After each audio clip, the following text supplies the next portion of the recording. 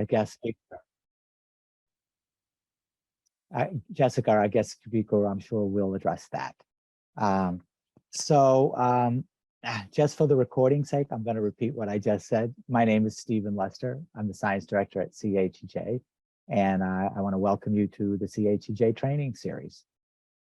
Today's topic is chemical recycling, and there's a lot to be said for it. A bit of a misnomer in its name. So our guest speaker today is from the Global Alliance for Incinerator Alternatives. Her name is Jessica Roff. She is the US and Canada Regional Plastics and Petrochemicals Program Manager. And Jessica has been doing this work for, I guess, 12 years now, and has been fighting against climate change and for a sustainable, just energy system, working to stop fossil fuel extraction and infrastructure build out, and supporting frontline struggles. Prior to work in the climate movement, Jessica practiced law for a decade, focusing on civil rights and federal Indian law. She is based in so-called Brooklyn, which is the occupied Lenape, Muncie, Carnasse lands. I don't think I pronounced those well. You may want to correct me, Jessica, where she was born and raised. So Jessica, welcome. We so appreciate you being here today. Thanks, Stephen. Thanks for having me. I'm going to give a standard caveat, which is I have a dog who is quietly, calmly resting right now, but you may hear from him at some point over the course of the next hour. Hopefully not. As Stephen said, yes, I'm Jessica Roff. I use she, her pronouns. I'm here in occupied Lenape, Muncie, Canarsie lands, the so-called Brooklyn. And I've been with GAIA since the summer part-time, and actually I've only been full-time with GAIA since September, but I've spent over a decade working on the other side of stopping the fossil fuel industry as far as extraction and infrastructure build out. And now I'm focusing on plastics and petrochemicals, and especially the chemical recycling. I keep trying to come up with something that's not as nice of a word as a unicorn, right? Like, because it's a not a real thing, but unicorns, I wouldn't want to burden them with the chemical recycling tag because it's so terrible.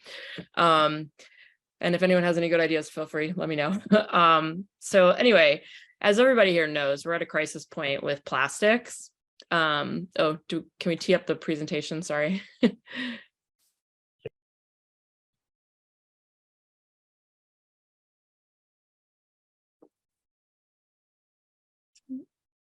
everyone see it? Looks good. Okay. Great. Sorry, I just need to get my notes back. Here we go. Yeah, and so if you switch to the next slide, please. The crisis point in plastics is really clear in this illustration. You can see the picture on the left shows the amount of plastic bottles, just bottles, that are discarded in a single day. And the second picture shows it for a month. So that gives you some pictorial image of what we're talking about. We have to change course now before millions or billions more dollars, especially public money, are invested in more false solutions to plastic and climate crisis. So far, $2 billion has been invested in chemical recycling projects, which were either closed or canceled. Because times are changing and our reliance on fossil fuels is shifting, and people are seeing the problems with plastics, then wanting to drive electric vehicles. Governments are focusing on energy efficiency and renewables. The prices for natural gas are dropping, and all of that's bad news, obviously, for the petrochemical, plastic, fossil fuel industry. So they're ramping up their plastic and petrochemical production to use up the cheap resources, and they need another way to make money. So they're made up a scheme to keep us reliant on their products. Next slide, please. Now, we all know that the only real solution is upstream to curb the production and use of plastic, but industry continues to make this a downstream problem, focusing their attention on aftermarket responses, which we already know from decades of experience is not going to solve our problem. And why are they doing this? Because they are planning massive growth over the next decades. They're forecasting that plastic production is going to double by 2040, which will be the biggest growth market for oil over the next decade. By 2030, plastics will account for more than a third of the global growth of oil demand, and nearly half of it by 2050, which is more than trucks, aviation, and shipping all combined. The chemical industry, both domestic and foreign, is currently spending $203 billion with a B dollars to build 343 new and expanded plastic and petrochemical facilities in the US, especially in Texas, Louisiana, and Pennsylvania. The annual greenhouse emissions from just 2 of those new plastic plants under construction in Pennsylvania and Texas would add the equivalent of nearly 800,000 new cars to the road. So industry, we know, is not going to voluntarily pursue the real solution, which is slowing and eventually stopping production. Instead, they're going to try and sell us this alternative way to deal with plastic pollution, the name of which they change depending on the way the wind blows, what the public narrative is, and the effectiveness of the movement to stop the plastic, fossil fuel, and petrochemical companies. So you may have heard this called chemical recycling, then they changed to advanced recycling, which sounded nicer, and now sometimes they call it even molecular recycling, just to kind of change the playing field. Next slide, please. You can see that mechanical recycling is really just about changing the shape and the size of the plastic, right? It's physically sorted and then cleaned and then chopped up into small flakes, turned into pellets and repurposed. The plastic itself is staying intact in that whole process, though. On the other hand, in chemical recycling, the plastic is broken down into its component parts, the different polymers and monomers that make it up. And then those are supposed to be creating new clean plastics through processes that they say are not incineration or combustion. And in fact, what industry is doing is expending immense amounts of money, industry, energy, and other resources, and rebranding parts of what is the combustion process, pyrolysis, the process of heating waste in the absence of oxygen to produce a liquid or gas fuel, and gasification, which is similar to pyrolysis, heating waste in a low oxygen environment. Next slide, please. And they're calling those chemical recycling. They say that they're going to produce plastic that's fit for food use and equal quality to virgin plastic, but they don't actually plan to replace virgin plastics because any plastic that they produce through chemical recycling is actually highly contaminated and needs to be mixed with virgin plastic to be usable and safe. So that means that not only are they going to be trying to build out new chemical recycling facilities and overburdened environmental justice communities, the communities of Black, Indigenous, people of color, and other lower socioeconomic standing, but they're also going to maintain or increase production of virgin plastics and infrastructure that's already burdening the same communities. Next slide, please. But the new NRDC study found that of the few facilities of this type that have actually been built, in fact, mostly in communities of color, that the majority are not recycling any plastic, are generating large quantities of hazardous waste, and are releasing hazardous air pollutants and greenhouse gases. According to data submitted by an existing pyrolysis facility in 2020, processing 1 ton of plastic waste resulted in over 3 tons of carbon dioxide. And none of the chemical recycling technology can currently offer a net positive energy balance, and there's no evidence that it's going to change anytime in the near future. Next slide, please. So if you think something isn't right, you're right. You're correct about that. And here's why: because there's toxics in the fuel, they add it to the plastic, and it's created, and there are toxics that are created by combustion. Every stage of plastic, from its extraction from the earth in the form of oil or gas, to transport, to storage, to plastic production, to disposal, all release toxic material and greenhouse gases. There's toxins in the oil, then there's more that's added for production value, for color, for texture, for durability, and then the disposal through the incineration creates other toxins that are released when it's incinerated or burned, and then other toxins are created and released if it's landfilled.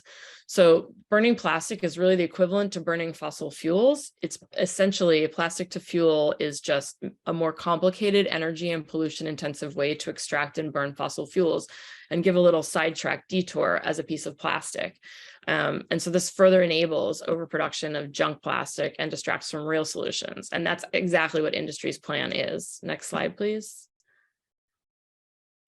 The American Chemistry Council, the lobbying arm of the plastics industry, spent $14 million lobbying members of Congress in 2020, the most the organization had ever spent, to prove that they have an environmentally friendly solution that releases fewer toxic emissions and greenhouse gases and creates less toxic waste to deal with while creating plastic to rival virgin plastics. But even their own scientists say that pyrolysis can't do what industry is saying.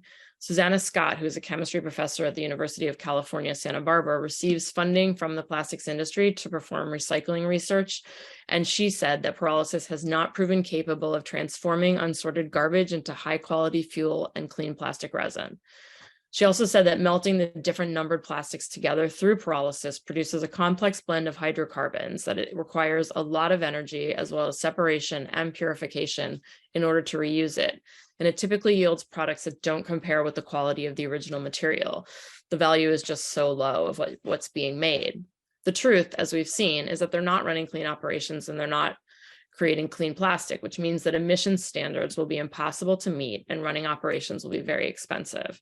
So the American Chemistry Council is taking a page from ALEC's playbook, and they're trying to get exempt from state and federal regulations and to get state laws changed to do so. Next slide, please. They're either trying to expand the definition of recycling to include chemical or advanced recycling, to define them as recycling, or to exclude them from waste definitions. Next slide, please. Or they're lobbying to be classified as production manufacture rather than waste management in order to avoid stricter safety and environmental regulations. They're currently regulated as incinerators under the Clean Air Act, Section 129, which regulates commercial and industrial solid waste incineration units. And they're looking instead to be regulated under Section 112, which covers major sources of emissions in manufacture. The information on these slides, and can you switch to the next one, please? Are all in a report that we did recently, and I'll share that with Stephen to share with you all after. I know there's a lot of information on those slides, but just to give you an overview of what's happening on the legislative side. So why does the classification matter? When Congress wrote the definition of incinerators under the Clean Air Act, it used broad protective language, burning any waste using any process for any purpose. And industry is saying that pyrolysis and gasification don't count as incineration or combustion because there's no oxygen in their process, but there is oxygen and combustion in pyrolysis and gasification themselves. As Jane Williams of California Communities Against Toxics is fond of saying, if the process is taking place on planet Earth, there's going to be some oxygen involved. There's no way that it doesn't have some oxygen in the chamber. So trying to limit and or exclude it also requires a vast input of energy. So obviously there's more that comes out when they use and burn the gases as well. So why does it make a difference whether government calls them incineration or not? The ACC is pushing to be regulated as manufacturing because the EPA regulates facilities as incinerators regardless of their size. But manufacturing facilities are only regulated if they reach a certain level of major source pollutant and if they fit into a specific category of facilities. So currently that doesn't include any kind of chemical pyrolysis gasification processes, facilities. And so there's no opportunity to regulate them under manufacturing. There's no category for them. Plus, it would take many years to create a category, assuming EPA even wanted to go that route, and then to figure out regulations, and there would be notice and comment periods and all kinds of delays. So this is obviously a delay tactic on the part of the industry as well. And just because, because gasification and pyrolysis incinerators wouldn't be major sources of hazardous air pollutants, don't be confused to think that that doesn't mean that they aren't dangerous. Even very small amounts of the dioxins and other emissions are extremely harmful. Plus, after the Supreme Court decision in the West Virginia case, all the discretionary decisions would be subject to legal challenges on grounds that EPA hadn't considered costs. So where that leaves us right now is that currently, pyrolysis and gasification do still sit in the incinerator category, and that's where they've been regulated thus far. It needs to be continued to be regulated as incineration moving forward, but all that EPA needs to do is to clarify it. They already have all the information they need to make this decision. They're just delaying and delaying. Plus, if pyrolysis and gasification were actually as clean as industry is saying that they are, then they shouldn't have trouble meeting the incinerator standards for the Clean Air Act. But if the ACC is able to avoid regulation, it's another de facto subsidy that they're getting because they're avoiding paying for the cost of air regulation and any kinds of damages that they're doing. Next slide, please. Actually, yeah, we're ahead of the game here. Sorry, that's fine. Which that begs the question that if the systems are so environmentally friendly, why is industry spending millions of dollars to get chemical recycling deregulated? So far, they've been successful in 20 different states, but on the federal front, they haven't yet succeeded. But they are trying to get federal legislation passed and are focusing on regulators to access grants and to avoid incinerator regulations, which is a really incredibly worrisome trend that is essentially codifying ongoing harm in environmental justice communities. If industry succeeds in convincing the federal government, either through the EPA or Congress, to deregulate gasification and pyrolysis incineration, there will be catastrophic effects in environmental justice communities who, as I already mentioned, are disproportionately impacted by toxic exposure of our waste management and fossil fuel infrastructure, much of which is located in their communities.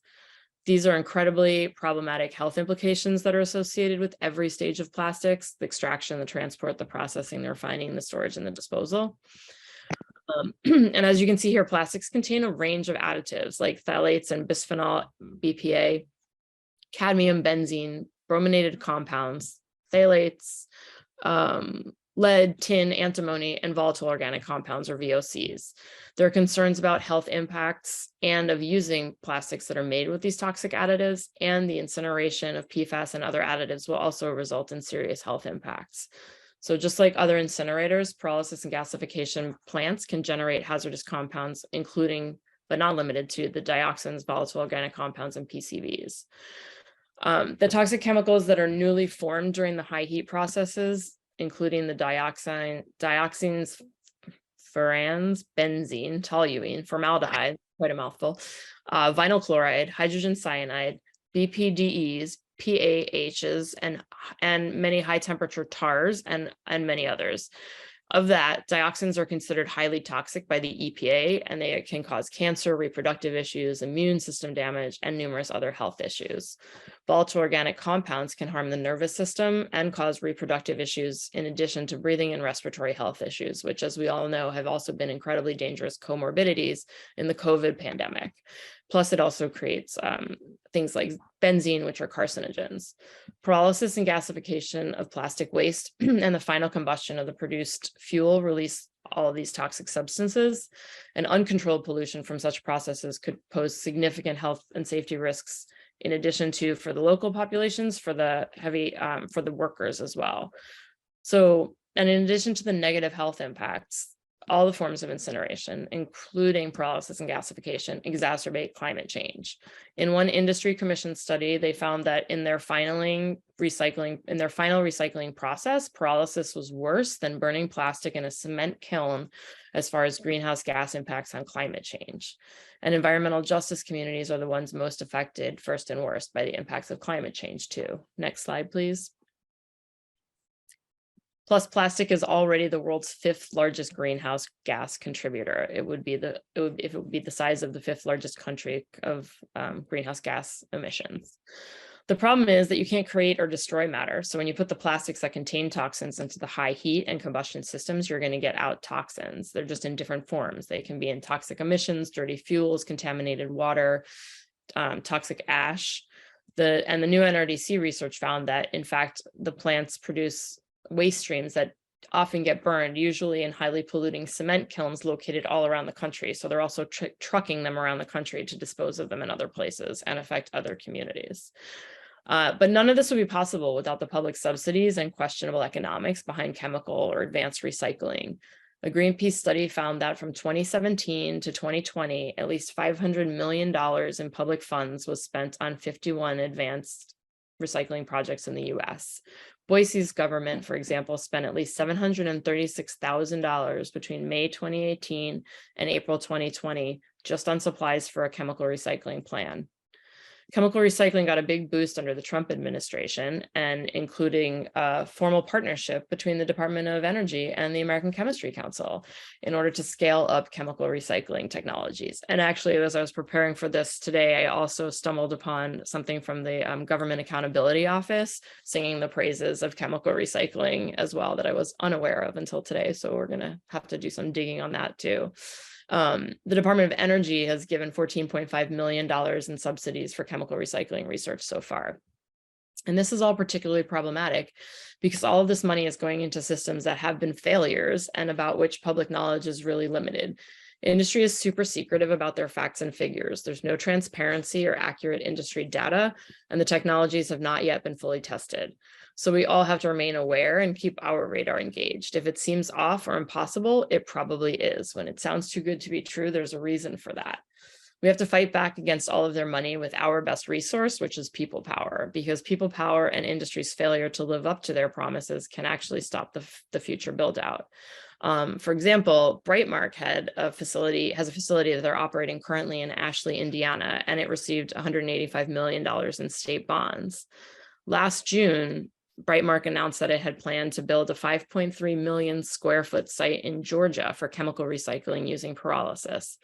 They said they were going to recycle numbers 1 through 7 plastics, everything from plastic film to polystyrene to car seats and children's toys. Brightmark claimed that they would be able to convert this material into fuels, wax, and building blocks for new plastic. But they missed a deadline to deliver their end product from its Ashley plant.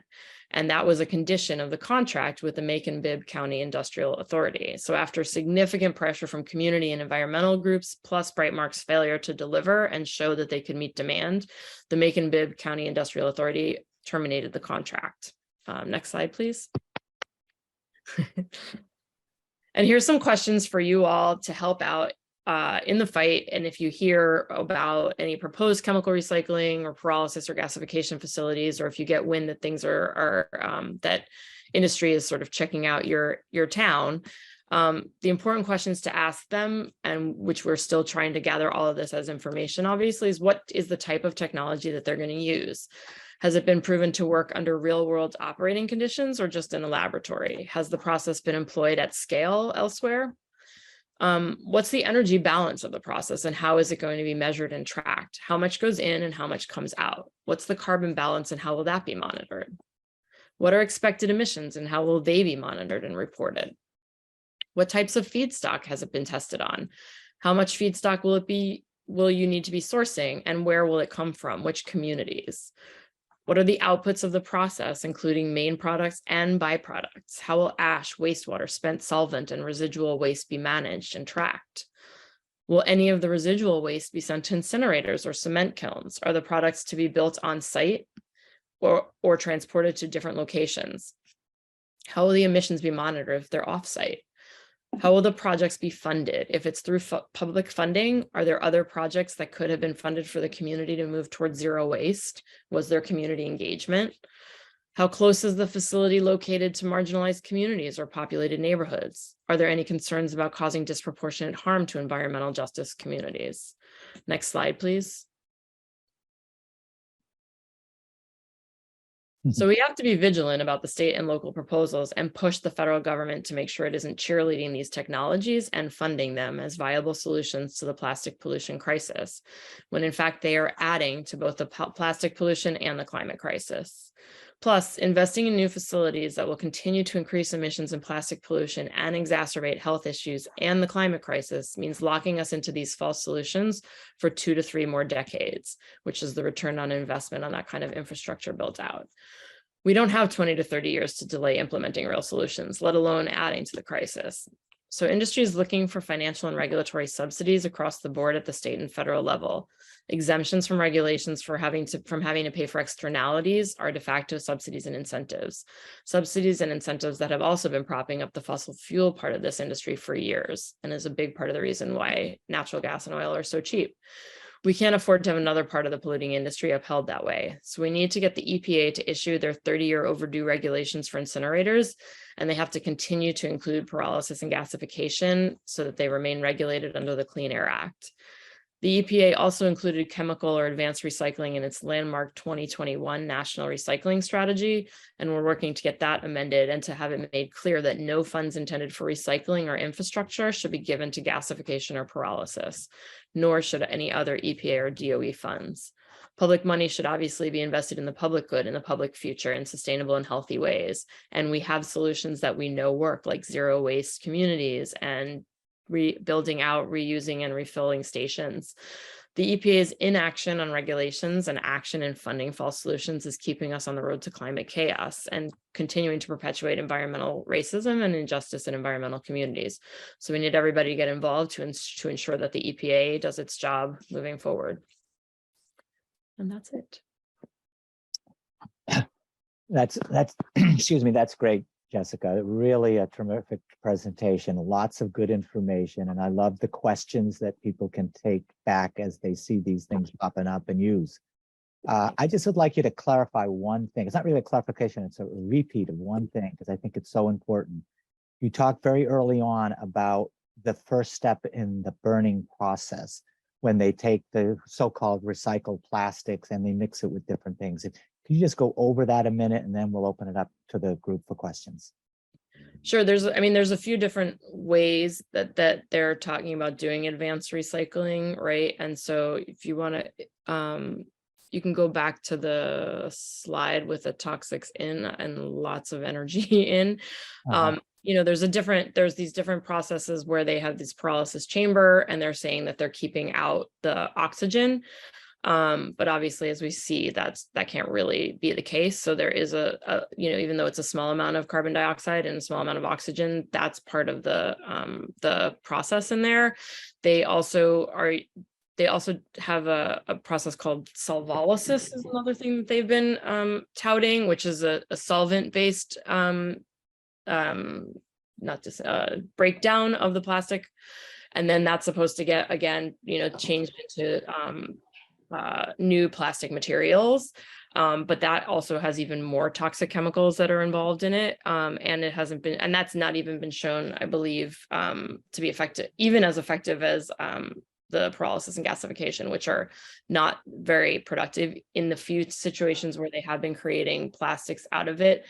The studies are showing that there's like a 30 to 40% product return. So of the 100% of chemical of plastic that goes into the process, they're only getting out about 30 to 40% of reusable plastic material. The rest of it becomes other byproducts that are toxic and are either emitted out as emissions or have to be dealt with as char and at the end result. Right. Yeah, I mean, it's really a mess what's going on, and what they're packaging it as something that's clearly not what's going on. So, all right, let's open it up to questions. There's two ways to ask your questions, if I can. One is you can put a question in the chat, and we'll make sure that we get around to you. And the other is to raise your hand, and there's a little gizmo in your access where you can raise your hand. And we'll go around, we'll raise your hand, we'll call on different people. Please identify your name and organization just very briefly, don't say any more than that, and then quickly get to your question, because we have a lot of people, I suspect, with questions. I think Dale is first in raising hand. All right, Dale, go. Dale Feek from Oregon. When will we be able to get a recording of this presentation, and will it be transcribed? Can we get a transcript? If not, if I get the recording, I'll hire it to get transcribed, okay? Our Oregon Department of Environmental Quality has a meeting this Thursday, and I want to bring this up as an issue to them because they're really involved in recycling. And our county, one of our county commissioners in Oregon, Washington County, is really concerned about recycling plastic and plastic. So the quicker I can get the information, the more helpful it will be for me to act on it. You should be able to get the recording after today's call. So before the end of today, you'll be able to get that. We don't do transcribing, so that's not something we were planning to do. Okay, thank you. Yep. Next question. You have to, all right, let's. Okay, first question in the chat. This comes from Josephine. If the EPA rules that advanced recycling is classified as incineration, does that impact the states that have already ruled to deregulate it? I'm sorry, could you say that again? If the EPA rules that advanced recycling is classified as incineration, does that impact the states that have already ruled to deregulate it? Yeah, that that's a slightly tricky question. It should. However, this is a good question because of the history of our most recent jurisprudence, where the interpretation of federalism, right? Like ostensibly, if something is preempted at the federal level, then the states shouldn't be able to regulate it. But the way that the Supreme Court has been ruling in the recent past is not in line with that question, or not in line with that philosophy. They've really been going sort of issue by issue as far as whether states have preeminent authority or whether the federal government has preeminent authority. But it should affect, and I haven't been following the most recent jurisprudential trends as far as where that's going to go. I can definitely follow up on that question because the law hasn't been the law for the past 5 years basically, and we've really been sort of following a whole new path. I will expect that it would lead to a bunch of litigation and potential higher level decisions in the courts. I don't actually know if that's getting teed up yet already or not, but I can get some more details on that and get back to folks on that. Let me ask a follow-up, Jessica. Already EPA includes gasification and pyrolysis as incineration. Right. So what they're planning to do now is to make a more formal policy statement. Is that what's you've been waiting for?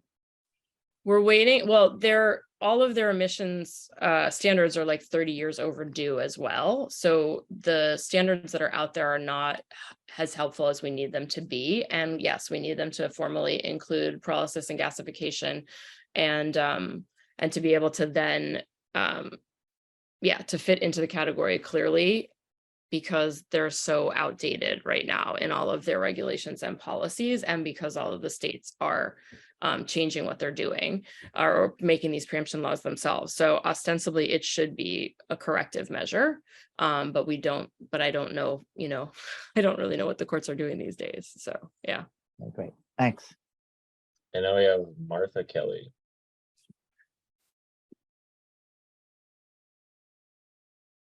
Thank you. Hi, I'm Martha Kelly. I'm from the small state of Connecticut. I live in the capital city, Hartford, and I'm part of the Connecticut Zero Waste Coalition.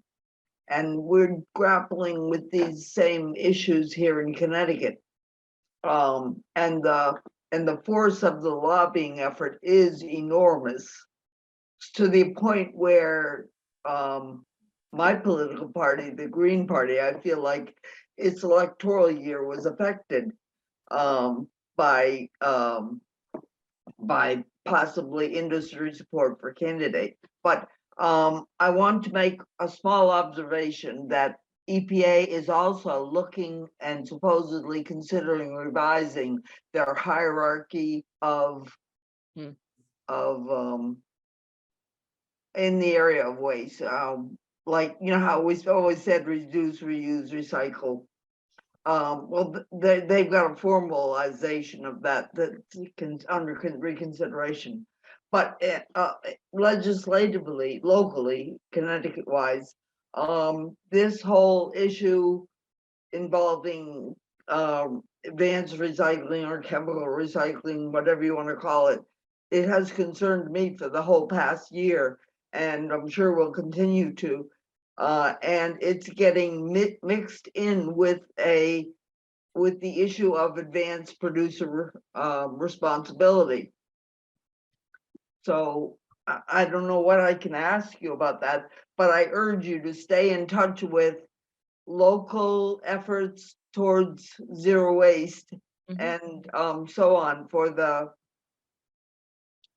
sake of exchanging information.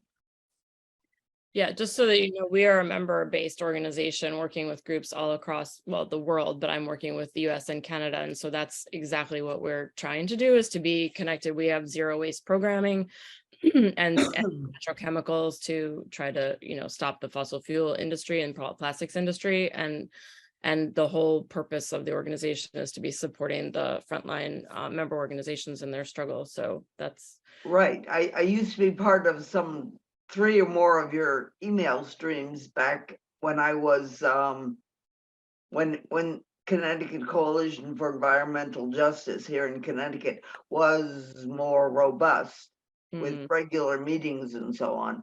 But I am still on your email stream myself, so that's how I picked this up anyway, and thank you. Although it was rather rapid, and so I too look forward to seeing a recording. I was trying really hard to speak slowly, but I guess I know, but it's complicated information, and I'm unable to take notes almost at all, let alone at the speed you could talk. you should hear me when I'm trying to be fast. Oh, yeah, I totally understand, and I'm a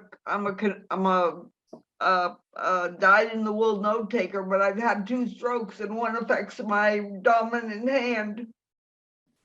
So there, that's all, enough. We'll have the recording to you after the call, sure. Okay, thanks. Let's go to Teresa next. Yeah, I'm in Ohio. I'm also part of CHEJ, but I'm in Ohio. And we have 4 of these proposed facilities. Not one has already been in operation for 10 years. One has been permitted. They haven't started operating yet. We have a proposal in Youngstown, Ohio, and a proposal in Grove City, Ohio for chemical recycling. And I just kind of want to feed in on a question before on if the agency determines that gasification and pyrolysis is incineration, they have already used that in the past to say that these facilities are incineration. And the states like Ohio who have passed the laws, why isn't that in violation of federal supremacy clause? Thank you. Yeah, I mean, I think this goes back to what I was saying before, right? Is that like under the prior administration, there was not a standard protocol for how federalism operates and when there's supremacy in one versus the other, like when the states have the rights and when the federal government has the right to do that. So so I don't know now how the challenges are happening under the new administration, and if that's going to be productive. I mean, I'm assuming it will change, but I'm not on the I'm no longer a regulatory lawyer, although I did used to be in my past life. And but I think that one of the big things about the actually getting clarification that that pyrolysis and gasification are incineration is actually going to make these not financially viable for industry for the most part, right? Like a lot of the reason that these have been sliding through is because they are able to pull the wool over people's eyes. You know, they say what's happening is going to be great and clean and all of this, and then they're getting public and private money and start building, but they're not actually engaging in the full costs of doing business. And so that is what makes these able to be profitable in the short term. In fact, most of them actually, I've been reading a bunch of articles, have been like investments when they go public with them, the stock values like go really high and then they plummet pretty quickly afterwards when it becomes clear that they're not actually doing the things that they're supposed to be doing. So I think that another big issue for the regulation is to just cut the cost, to take the cost subsidy out of the hands of industry and to sort of cut them off at the knees so that they're not able to keep going forward, but to stay really engaged in the proposals. Did you say that the 2 new ones already have permit applications in, or that they have permits? One has a permit application in, and then the other one hasn't submitted their application yet. But what I'm seeing reviewing all of these permits is they're only permitting basically the entrance and the exit. So they're permitting a boiler and they're permitting a flare. There's no permitting on any of the process. There's no permitting of the pyrolysis or gasification. That's interesting. Huh.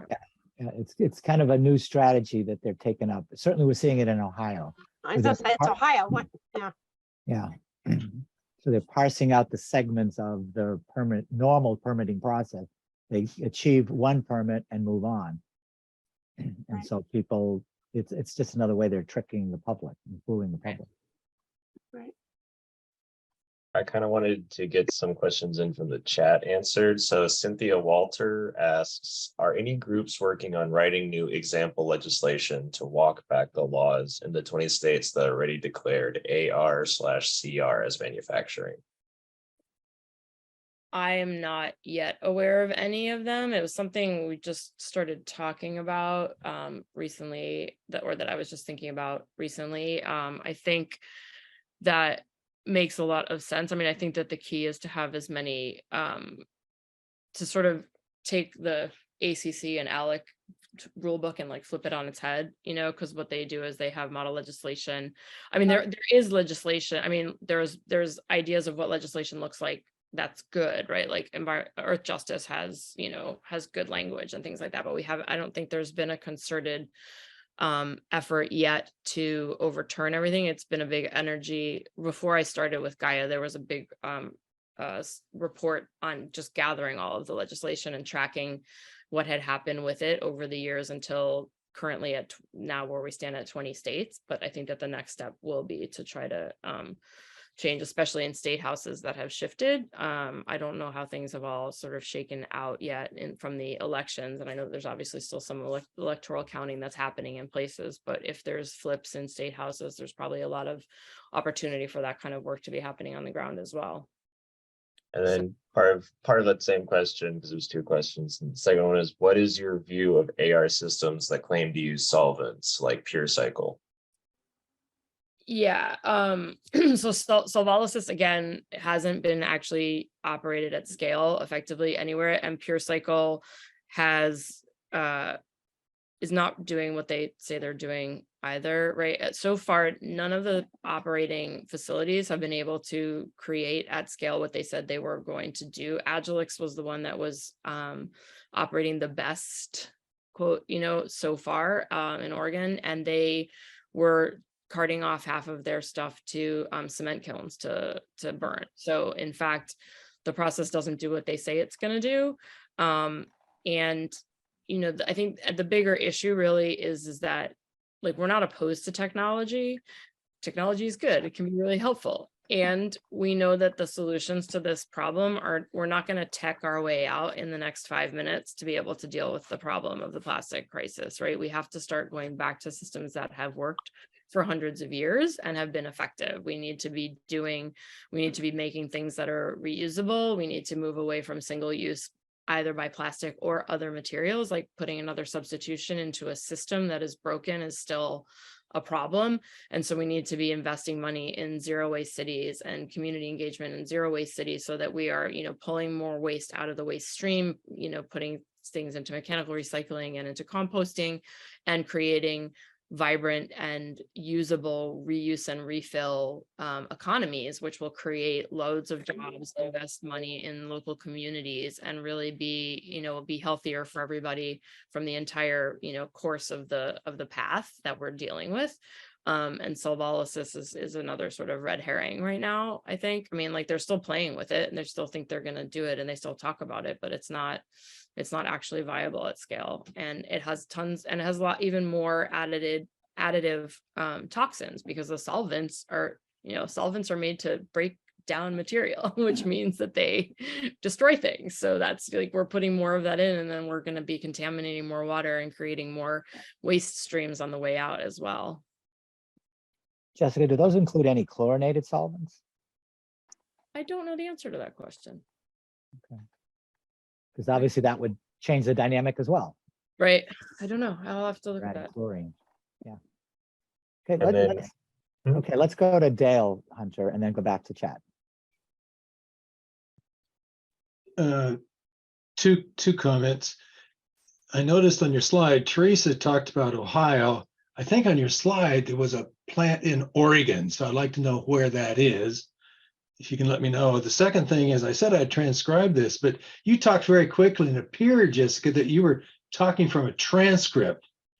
Can you send that transcript to to them so that we can read the transcript?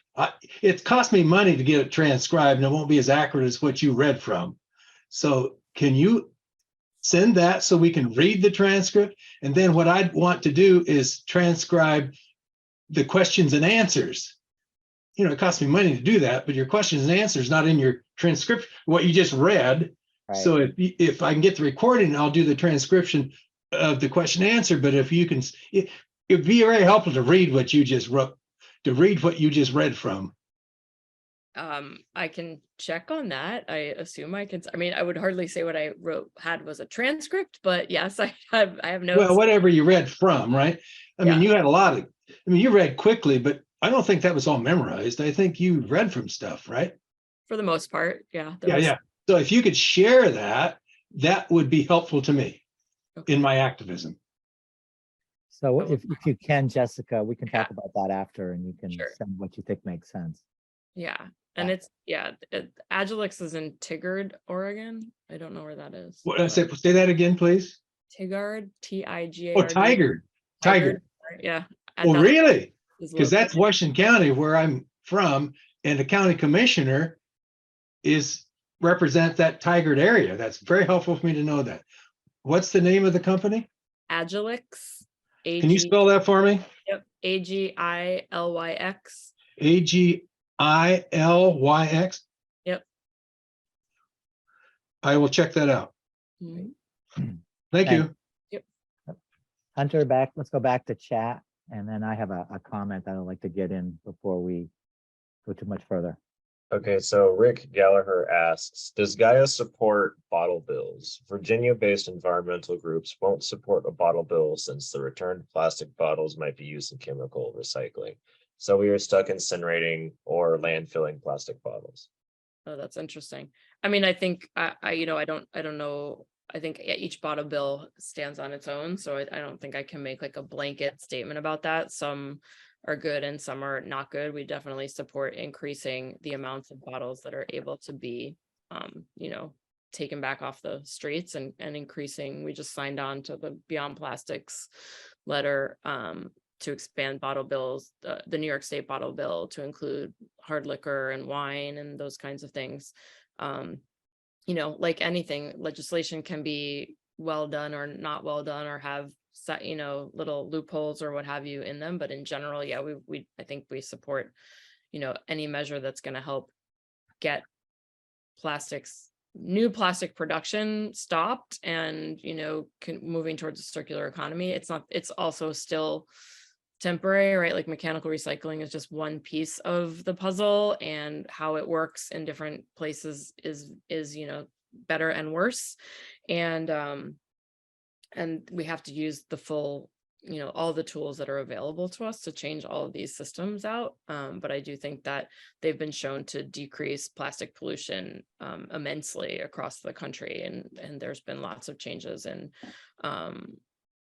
the amounts of that have gone into being recycled, and upticks in the amounts of material that's being recycled, and then major decreases in the amounts of polluting plastics that are found in waterways and in the streets and everything else. So I think that there are definitely one of many tools that can be very helpful. One more from the chat. More from the chat. Okay. Ellie Goldberg asks, can you comment on the use of essential use to exempt certain plastic PFAS containing products from regulations? Can you comment on the use of essential? Do you mean like to allow them to be exempted from regulations because they're essential? Is that what that question is? I believe so. Yes.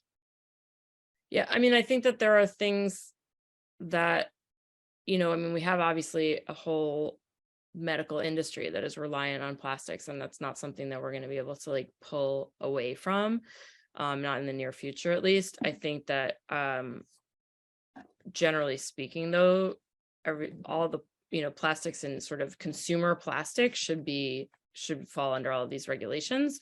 I think it's also important that the plastic system has to shift in the in the short term, while we're trying to slow production, we also need to be working to get all of the additive toxins that are added for things like color and, foolish, like there's no reason to have PFAS in your life because you need a black container and not a clear container, right? That's just a problem. And also the darkening, the colors and the forms that they come in make it that much harder to recycle them mechanically as well. So there's a lot of reasons to change upstream again, like what the toxins are that are going into plastics and to get rid of all of those. But I haven't seen a specific like essential use exemption. I would like to see what that looked like and for what kind of products it's talking about before I would, be able to say for sure about that. Right. So Hunter, let me jump in with my comment. Jessica, you had mentioned and you posted your list of questions that people can use as if they're confronted with these kinds of proposals. And here at CHEJ, we've been getting over the years, not in this wave that we're seeing now, but going back 10 and even further, we've gotten different people contacting us about individual proposals of pyrolysis or gasification. And we also have put together a list that very much overlaps with yours. I'll be happy to share that with you in case there's anything different. But but what we also said to folks, and this is really what I wanted to say, is what we also said to people is when you ask these questions, be sure to get the data that comes with the answers. Mm-hmm. Is that it's not enough for them to say, oh, yes, we can test for these things. It's like, or we have, you need to get the results and look at the results. Because often what we've seen is that when you ask for the data behind whatever it is they're saying, is they never produce it and they often go away.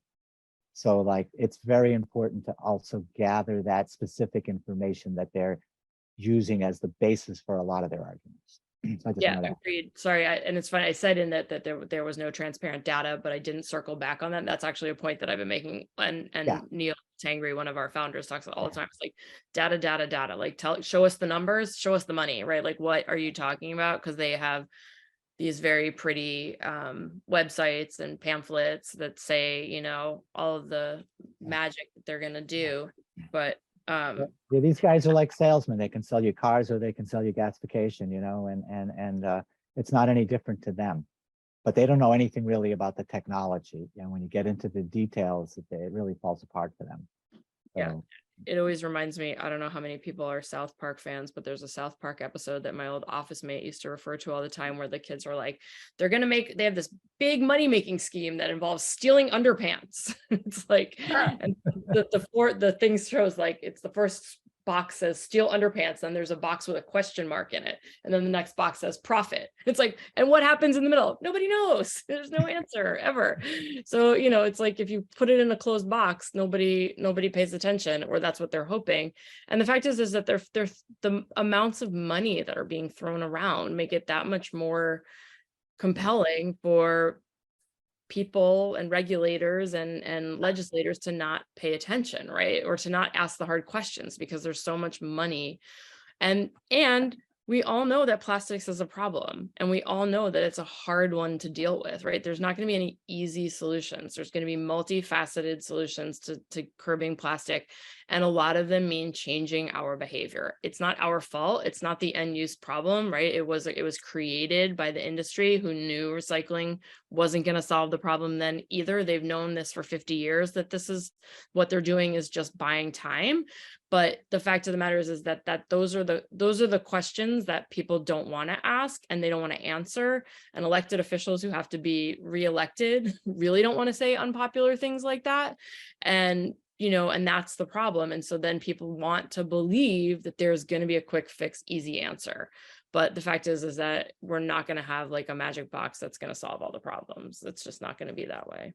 Very true. Very true. Very true.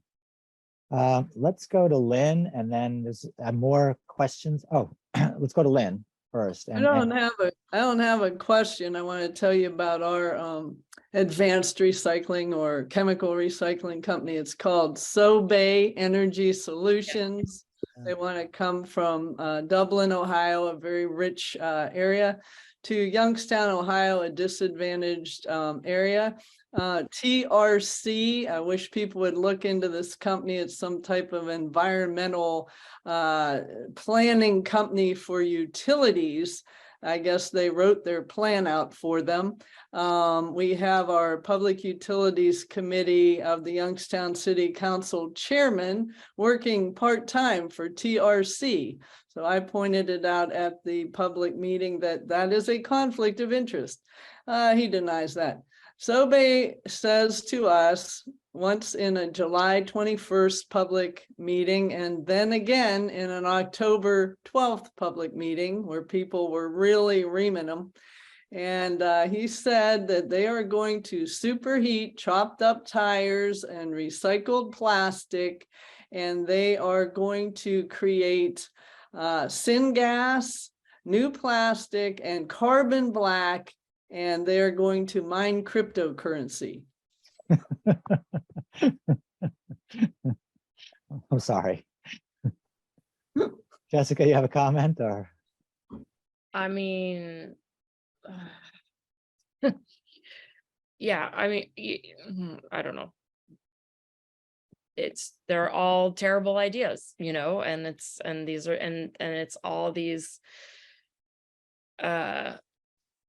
side deals, you know, instead of addressing the real problem ever, and like calling things, you know, by nice names like syngas doesn't mean it's any less problematic when it burns on the other end and in the creation of it as well. So it's an ongoing issue. I just started reading about Sobe recently too. I know that you know, there's just, I mean, I think the one good thing right now is there's sort of a handful of companies that are all doing this at the same time, it feels like. So easier to like work together and track what's happening, as well as to, you know, share information and fight them from starting. I think that the fact that their track record is so shady so far, both with finances and actual product production, is something that we have to keep putting in front of decision makers throughout this entire process, and sort of and seeing maybe you know, if they're writing these contracts or they're writing these agreements, like with Brightmark, to get language put into those agreements that make it contingent upon, you know, things that we know that they're not able to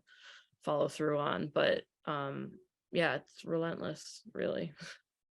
All right, Cynthia, you have your hand up. We have about a minute left, so we'll try to wrap up. Thank you, real quick. So the idea here is, I think another person mentioned this, who's from Pennsylvania. What we've noticed, there's another scheme that the industry is doing, and that is to get a permit to get a facility started with no permit and no review by the agencies at all. It's happening in Pennsylvania, where they started a facility that's only going to start as a sorting facility. And as such, it will have, you know, almost no emissions, no products, no pyrolysis, no nothing. It's just sorting. So they've gotten now their feet in the ground, and with no permit what's needed whatsoever. But then once they're established, then they'll add the pyrolysis chamber, the other things, etc., after they've been established. So they're sneaking in under the radar. So it's another thing to watch for when you see these facilities come about. And it's happening now in Pennsylvania. So we can, you know, chat on that in the future. Thanks. Yeah, that also happened in Florida. Well, we don't know for sure what's happening, but in Florida, the Pure Cycle also had a proposal in Winter Garden for a sorting facility, and people have been really up in arms to stop it for that. Because even the sorting facility still has obviously problems with it, but I think that that's a really important thing to note, that they're sort of playing a shell game with what they're building. Another thing, which this is an untested theory so far, but it's one I'm working on, is that I've been noticing a lot of partnerships with chemical recycling companies and like NFL teams and other major sports teams, so that they're saying that their stadiums are zero waste. And some of those are in locations where there's facilities, and some of them are in locations where there's not facilities. And so I'm sort of wondering if that's like a canary in the coal mine situation, where those are giving that there's something coming in the way. So I would say also to keep an eye out for high profile partnerships around chemical recycling. That might be a signal of intent to build facilities as well. So I want to thank everybody for participating in today's call. Jessica, especially, thank you for a great presentation and a lot of information. After the call, we will share the recording, the slideshow as well. And we'll take a look at the chat, and if there's questions that never got answered, we'll see if we can address them either through Jessica or through ourselves. So again, thank you, everybody.